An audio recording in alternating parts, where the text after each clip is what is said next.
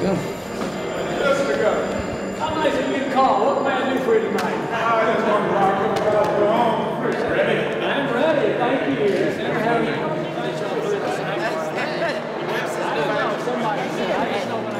All right, tighten up. Call it like it is. The governor of the great state of Tennessee, Bill.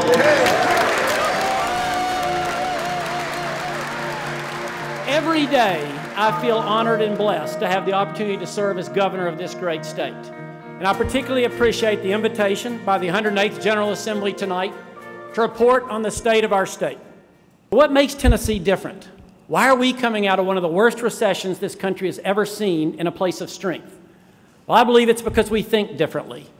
We have a long history of fiscal restraint that crosses party lines. We've been deliberate about not spending money that we don't have and in making a concerted effort to save for the future. In talking about the budget, it's also important to talk about what we did not do to balance the budget the past 2 years. We did not raise taxes. In fact, we lowered them.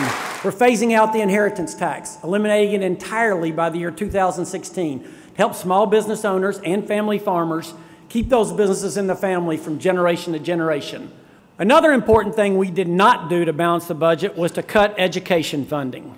Not only did we not cut funding, we had the second largest increase in K-12 expenditures of all 50 states. Dollars alone don't lead to improvement.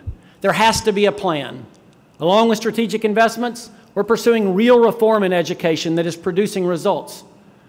Well, with the progress that we're seeing in K-12, the time is right to include post-secondary education in our focus. With repeated tuition increases year after year, we risk pricing middle-class families out of the market for a college education. We must address cost. Only 32% of Tennesseans have earned an associate's degree or higher. That's not good enough.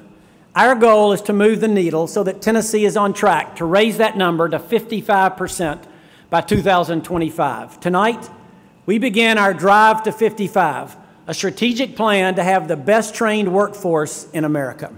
The reason is simple. To be the #1 state in the Southeast for high-quality jobs, we have to have a well-educated workforce to attract and fill those jobs. We want our state to be the place where our best and brightest want to earn their degrees and ultimately work, live, and raise a family. Since January 2011, nearly 80,000 new jobs have been created in Tennessee. We have this rare opportunity to make a difference. I know you feel like I do that every day we come to work in this building, it's a blessing and a privilege. Let's remember what makes Tennessee so special. It's our responsibility to the citizens of this state to get it right. And if this is our opportunity to be a part of something bigger than ourselves, that truly is service in the best meaning of the word.